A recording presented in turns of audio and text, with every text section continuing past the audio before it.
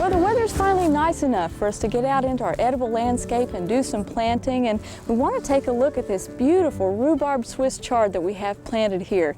Now this is Swiss chard, not rhubarb, it's just got that variety name, but it has beautiful red petioles, and all of this plant is edible.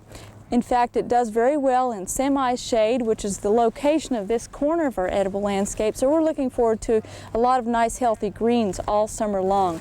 In other parts of our landscape, we already have our broccoli and our red cabbage in.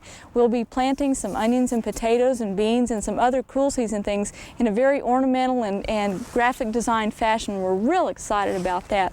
Well, if you have a design plan for either your edible or your ornamental landscape, you always want to do a little homework before you go to that garden center. Now today I'm planting a border of sweet alyssum, and before we planted this we needed to measure out how many square feet we have, and I just want to take you through those steps so that you won't go to the garden center and either overbuy or underbuy flats of plants, because that can get to be a costly mistake. Now this border is 12 inches wide or 1 foot wide, and this section of it is 22 feet long. So it's 22 square feet that I'm trying to fill in with some seasonal color. The alyssum plants need to be planted about 6 inches on center, or 6 inches apart. So in 22 square foot area, I need 44 plants. And we have a handy little chart that John's put up on the Chiron there for you to look at, and what you want to do before you go to the garden center is just take a piece of graph paper, measure how wide and how long your garden area is to get the square footage, and then check gardening books or fact sheets ahead of time to see how far apart the plants you want to plant need to be. Once you know your square footage, for instance this one is 22 square feet, if something needs to be 6 inches apart, then you just need to double that number.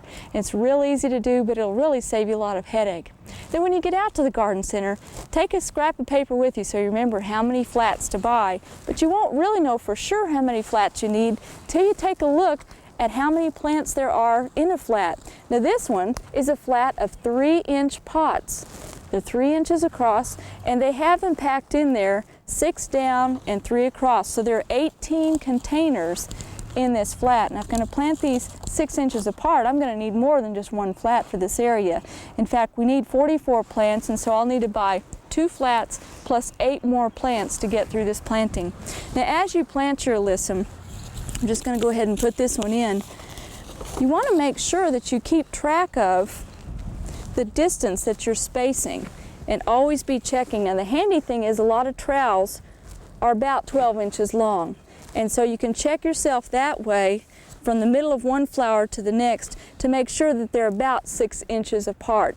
Another method is to take a tape measure and make yourself little marks in the soil, say about every 3 feet, to make sure that on, say, a 6-inch spacing, you're putting in 6 plants every 3 feet, just to check yourself, make sure that you stay on track, because you sure don't want to run out of space when you get to the end of a nice border and not have purchased enough plants and have to run back to the garden center.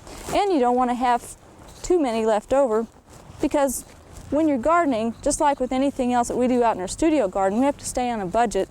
You want to make sure that you don't overspend.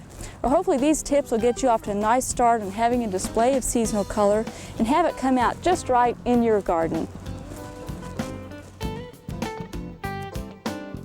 We hope you enjoyed this video. It's part of our OK Gardening Classics YouTube channel. You can also find more recent videos on our Oklahoma Gardening YouTube channel. And join us on social media for great gardening tips, photos, and discussion.